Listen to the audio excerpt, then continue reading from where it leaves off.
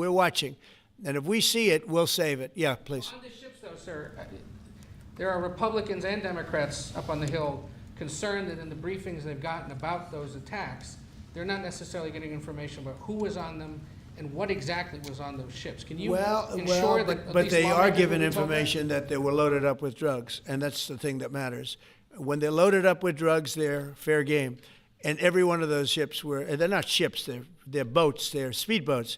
They're extremely fast, record-setting type speedboats. They cost a lot of money, and they have a lot of money because they're drug sellers. But they know one thing, and they all have the same thing in common.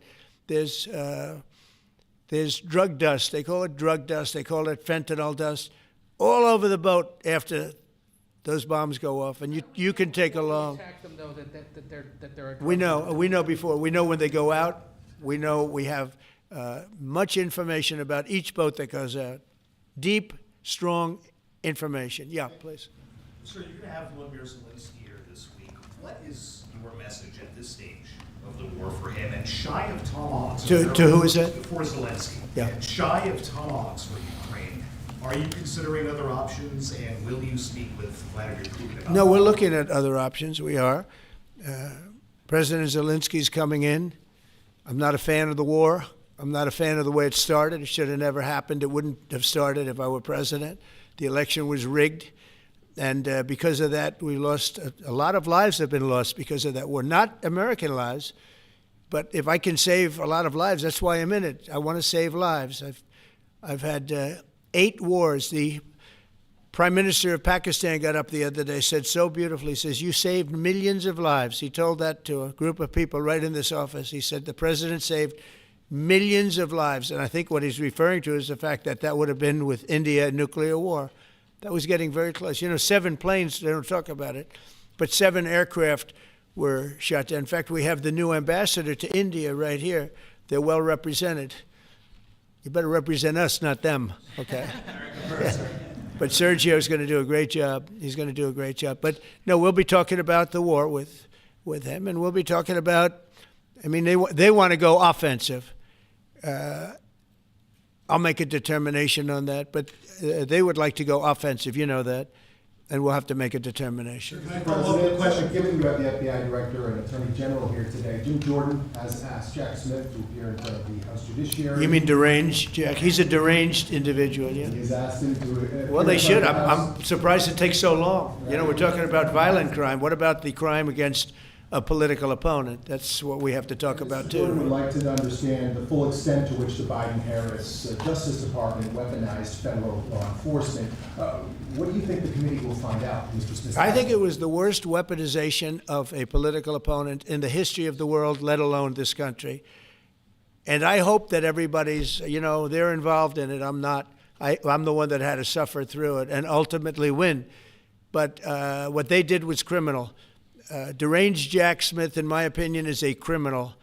And I noticed his interviewer was, I think that was Weissman. And I hope they're going to look into Weissman, too. Weissman's a bad guy. And he had somebody in Lisa, who was his puppet, worked in the office really as the top person. And I think that she should be looked at very strongly. There was tremendous criminal activity having to do. If we don't have fair elections in this country, we're not going to have a country. And I've said it from the beginning, fair elections and borders. And we need also fair press, because if you don't have fair press, it's very tough. And we've got the strongest border of anybody. Nobody has a border. We have a border where the numbers just came out again. You saw 0 people came in illegally. Now, we do take people into our country legally, but 0 people. But, you know, you're talking about a different subject. You're talking about political crime.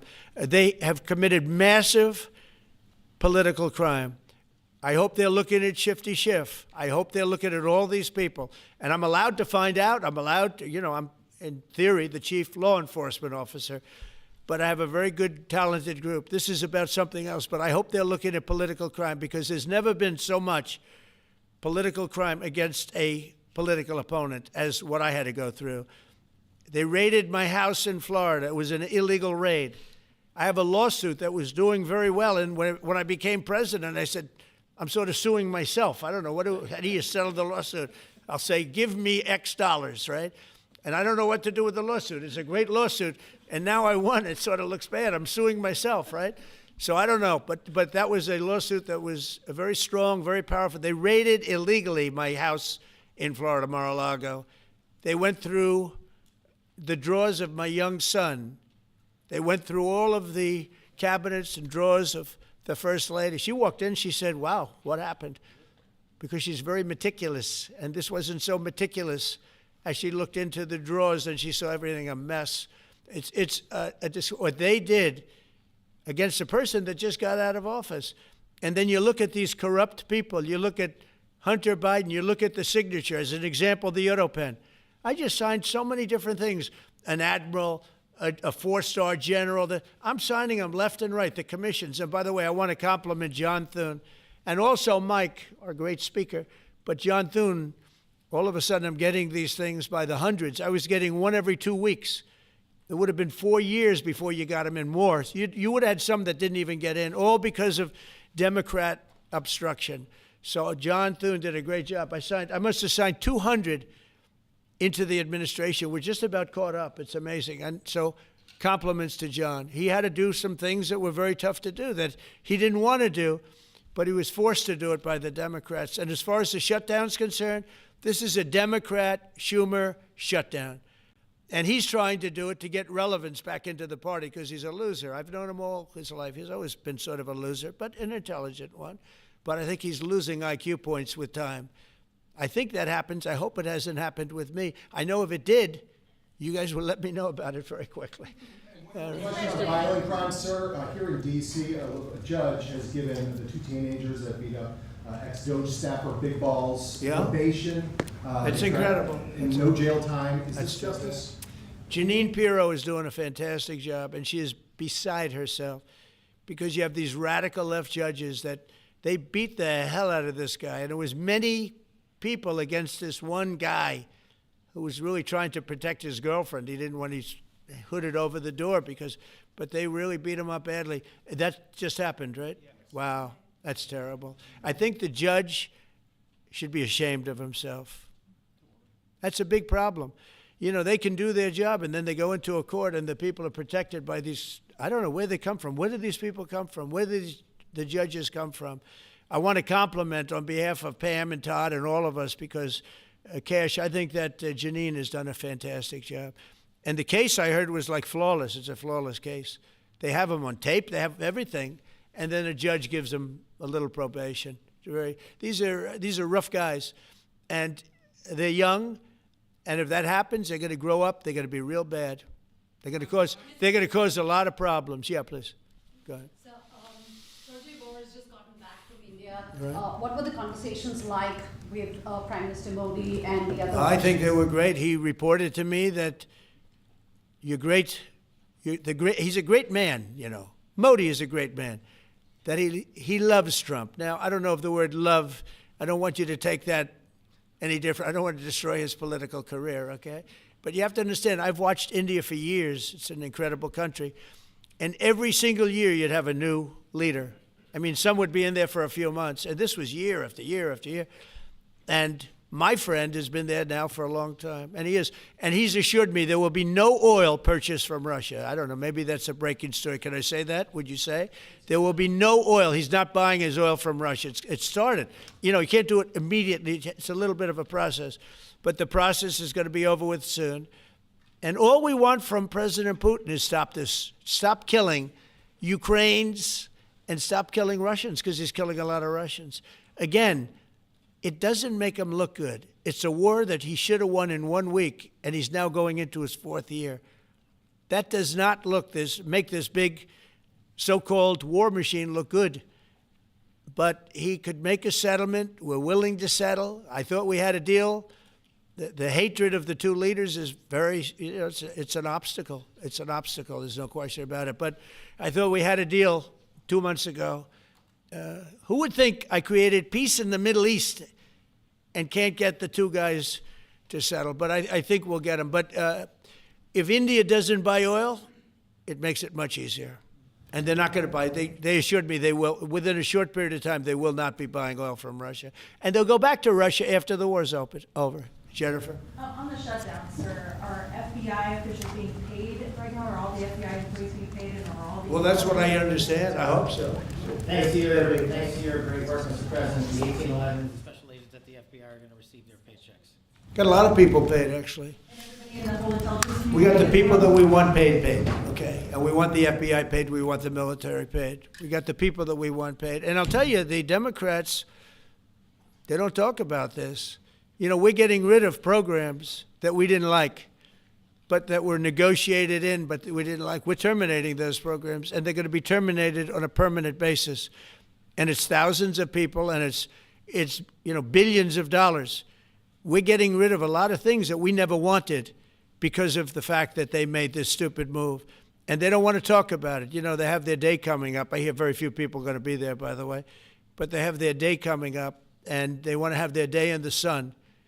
But they should really make a deal. So what we're doing, I mean, they call him Darth Vader, but he's actually a very nice person, Russell Vogt. But Russell Vogt is really terminating tremendous numbers of Democrat projects. There's not only jobs, I mean, the project in Manhattan, the project in New York, it's billions and billions of dollars that Schumer has worked 20 years to get. It's terminated. Tell him it's terminated, Jennifer. All right. On Hamas, sir, what is your understanding of the pace of returning the deceased hostages? Are you pleased? Well, with they're that looking pace? for them. Absolutely, they're looking. So we have the living hostages all back. They returned some more today. It's a gruesome process. I almost hate to talk about it. But they're digging. They're actually digging. There are areas where they're digging and they're finding a lot of bodies. Then they have to separate the bodies. You wouldn't believe this. And some of those bodies have been in there a long time, and some of them are under rubble. They have to remove rubble. But there are graves, and some are in tunnels that died in tunnels that are way down under the earth, and the tunnels are like 3 feet. Can you believe it? 3 feet high. They lived like this for a long period of time. It's a horrible atrocity. At the same time, we, meaning Israel, but I knew everything they were doing pretty much. I knew most of the things they were doing, but they've killed probably 70,000 of these people, Hamas. And I said, it's time now. So we'll see what happens. We'll also see what happens. Your next question is going to be the weapons. We want the weapons to be given up, sacrificed, and they've agreed to do it. Now they have to do it. And if they don't do it, we'll do it. We had the head of CENTCOM today suggest that Hamas needs to hurry up and disarm and follow your comprehensive plan. Yeah. That it was the head of CENTCOM saying that. Is that not a signal to Hamas, to the rest of the world, that at some point the U.S. military may more directly engage? We in all won't this? need the U.S. military. We won't need it. Why not just you? Because we're very much involved in it. If we weren't involved, there wouldn't be peace. If we didn't destroy the nuclear capability of Iran, that deal would have never happened for two reasons. The Arab nations would not have felt bold enough to do it because you have a very powerful, at that time, Iran. It's not powerful anymore between what Israel and us did, because, the attack was, if you look at it, we helped them very much. They will be the first to tell you, including shooting down thousands of drones that were coming into Israel. We shot them down. We were shooting them down like it was target practice, but we shot down thousands of drones and missiles also going into Israel. But between what we did to Iran that way with the, conventional, we will call it, and what see that beautiful plane, that B-2, I noticed it on the desk. I always thought it was beautiful, but I never understood it. Now I understand it. It took in hundreds of thousands of bombs in the form of two, but hundreds of thousands of pounds of bombs. And every single bomb hit perfectly. Then they sent Tomahawks in. They sent 30 Tomahawks on top of it. And that was totally, CNN said, well, maybe it wasn't as bad as Trump said, because I said obliterated. Obliterated is not a strong enough word, actually. And you saw the Atomic Energy Commission came out and said the word obliteration is very, very... Think of it. They came in under potential fire. They entered Iran airspace late at night, in the dark, no moon. The moon was low for a reason. What time we picked it. Couldn't see anything. And they hit every target. and they weren't hit. Nobody saw that plane. That plane is stealth. Nobody saw it. The problem with that is it may be stealth today, but tomorrow it won't be. And we just ordered about 20 brand new B-2 bombers. It's unbelievable as a weapon. I know Putin, when I was riding with him in Alaska, we passed a lot of them. And he said, that really did the trick. I said, yeah, it did. It's amazing. The flying wing. But you It's still foresee no reason for the U.S. military to get involved in Gaza? No, I don't see that. No, I think we're going to handle it very well. We'll be helping Israel. But we have other countries that are now. You know, we signed, many countries signed. And many of those countries relatively are very strong military powers. And Hamas has no support. See, Hamas had the support of Iran. And now Iran says, don't get us involved. The last time they got them involved didn't work out too well. So they used to have the support of Iran. Today, Iran they're trying to survive. You know, when I heard the reports 2 weeks ago, Iran's looking to build a nuclear weapon, I said, don't worry about it.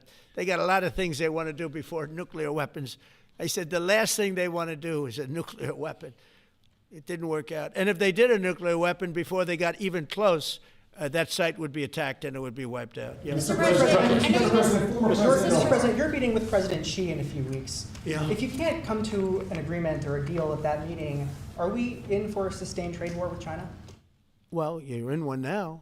Look, we have 100% tariff. If we didn't have tariffs, we would be exposed as being a nothing. We would have no defense. You know, they've used tariffs on us, but we've never had anybody sitting in that chair that felt the need to do it. And they've allowed us to be $37 trillion in debt, et cetera, et cetera. Tariffs are a very important tool for our defense, for our national security. If we don't have tariffs, we're not going to have national security. As an example, if you look at Pakistan and Iran, I told them I was in the midst of negotiating a trade deal with Iran, and Pakistan was going to be in line. And because of tariffs, they all want to negotiate much differently. We're making a good deal. And then I heard that they're shooting at each other. And I said during one of my conversations, are you guys going to go to war? Two nuclear powers we are thinking about. I said, here's the deal. You go to war, I'm going to put a 200% tariff. I'm going to stop you from doing any business in the United States. I said it to both of them. Within 24 hours, the war ended. That would have been a nuclear war. And again, the Prime Minister of Pakistan, who was here 2 weeks ago, said that man saved many millions of lives in front of a whole group of people because he thought it was going to be war. But when it came to war or having to pay massive tariffs, the tariffs overrode. That's why it's so important. Not only the money, we're taking in trillions of dollars, not only the money, the power to keep peace, the power to be used for good is enormous. But a lot of people didn't understand tariffs. It's also made us very rich. We have a big case coming up in the Supreme Court, and I will tell you, that's one of the most important cases in the history of our country. Because if we don't win that case, we will be a weakened, troubled, financial mess for many years to come. I don't even know if survivable is a good term. And if we do, we're going to be the most powerful economic country in the world. And all we're doing is using them as a defense against what took place for many years. China would charge us tariffs. It was incredible, but we weren't allowed to charge. And we're allowed to do whatever we want. We just had presidents that didn't want to do it for whatever reason. And it was nothing. But of the 8 wars, I was saying 7, of the 8 wars, I would say tariffs are directly responsible for me ending 6 of them, 5 or 6. Without the tariffs, you have wars raging all over the world. With the tariffs, other than Russia, we have no wars out there. And we've made a lot of good friends, too. Tariffs are so important to our national security. If we don't have tariffs, we don't have national security. Our country would suffer a level that, because they use so strongly on us. As an example, the European Union, they won't take our cars, they won't take our agriculture, they won't take anything, but they send their cars in, Mercedes, BMW, Volkswagen, by the millions. We don't send any cars. They don't take them. They were tariffing us out. agricultural products. They don't take our agriculture. They want their farmers to do it. I understand that. But it was very unfair, and they were tariffing our product. They're keeping out by using tariffs. And we didn't use them, but I used them. And now we made one of the great deals with your $650 billion they pay us. And we've evened it out. It's really a good thing to see. And you have to understand, they've all signed. Japan, South Korea. I mean, South Korea, $350 billion up front. Japan, $650 billion. And they've all agreed to it. They're all happy.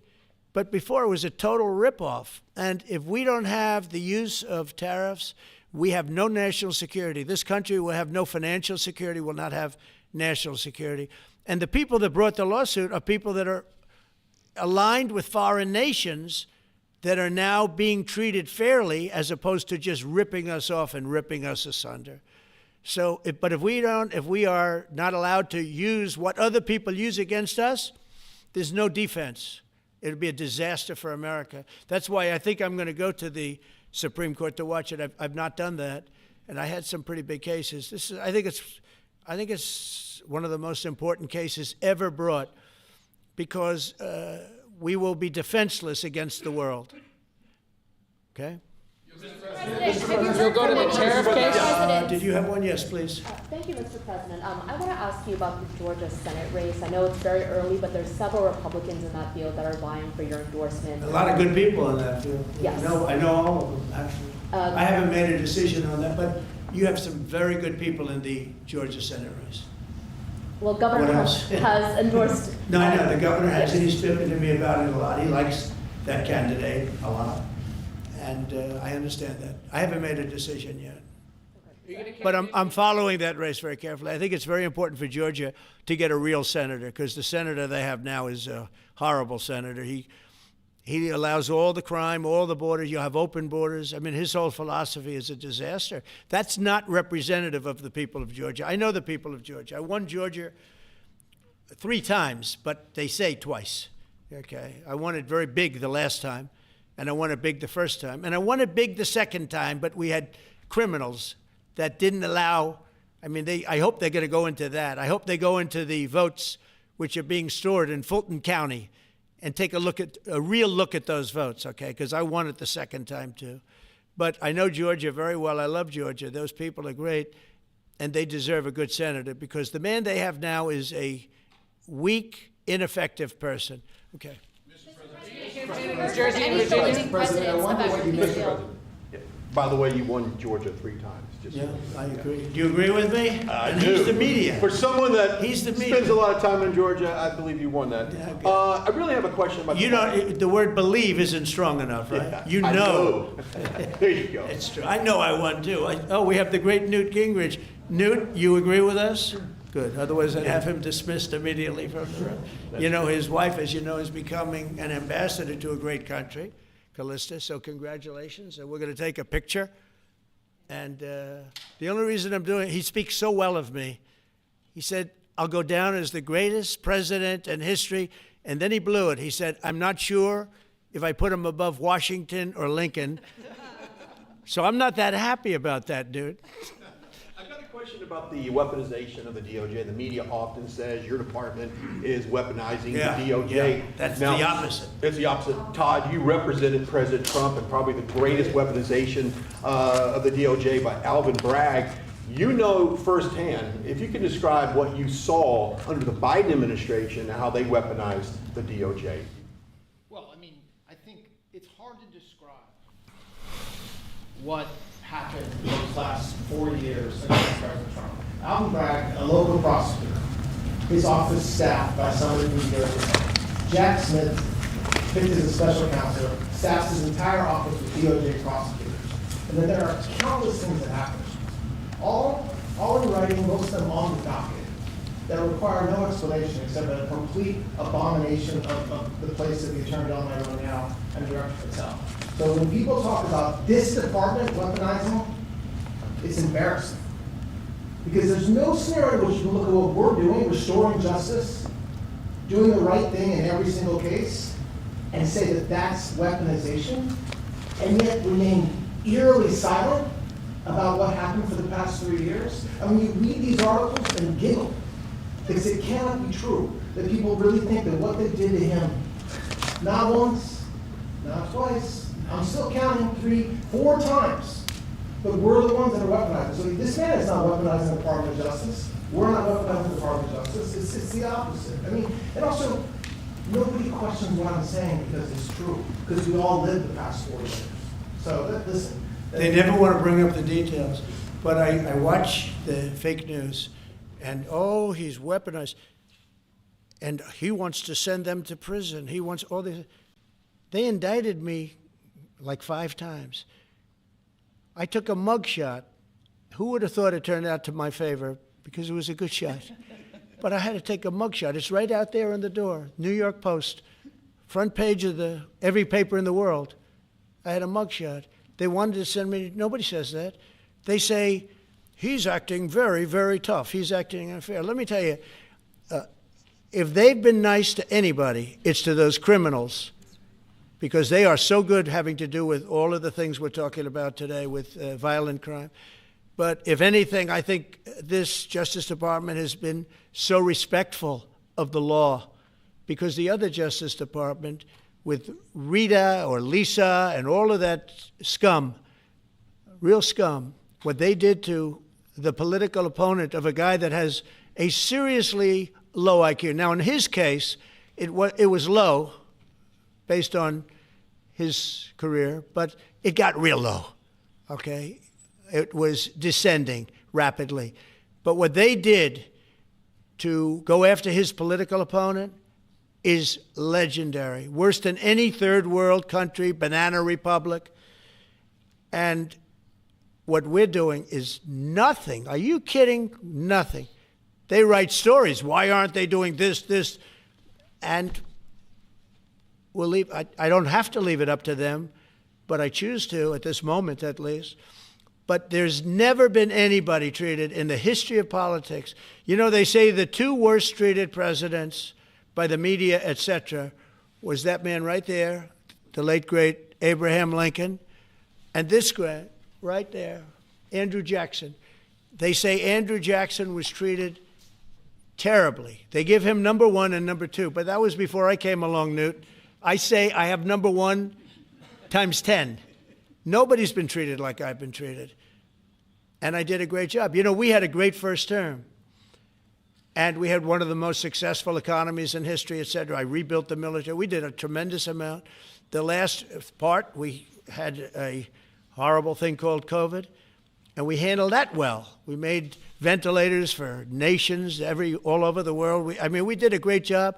Probably never get credit for it. Look at the therapeutics, the Regeneron, all the different things, the vaccines, all the things we did. We did a great job, but we had to focus on that. But we had the best economy in the history of our country.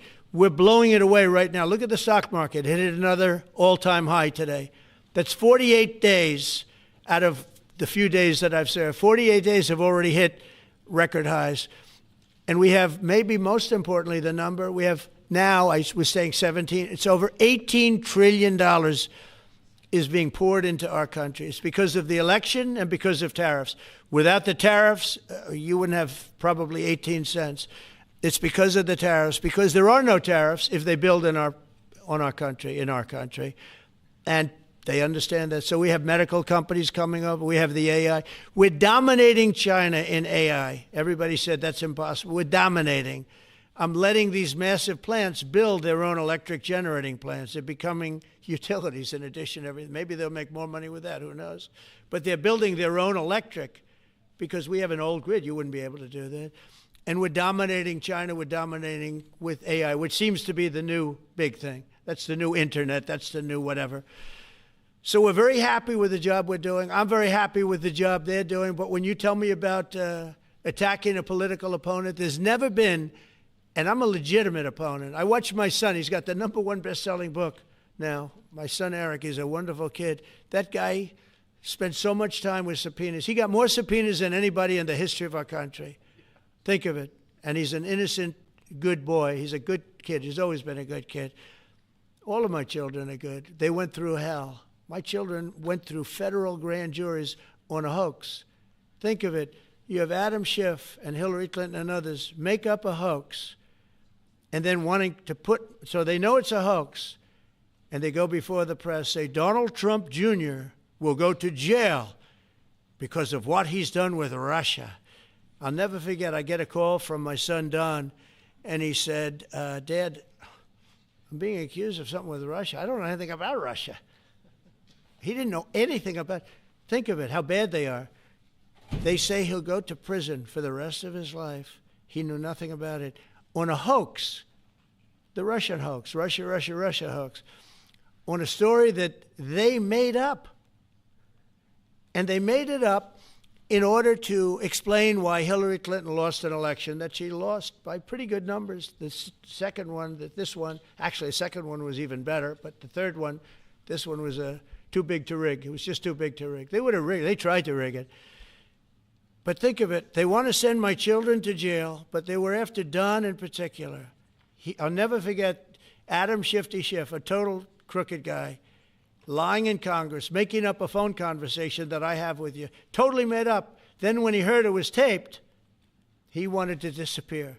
And Nancy Pelosi went crazy because they wanted to impeach me based on the conversation that was made up. When they heard the tape, everybody, I won it unanimously in the Republican Party. I got every single vote, something that never happens, and I beat it. But think of it, they want to put my son in jail for something that they made up. So they know they made it up. And they say he will serve the rest of his life in prison. These are sick, bad people. And don't tell me about us going after them. If anything, we've been very, very soft. I wouldn't be that soft, I'll tell you that. Thank you very much, everybody.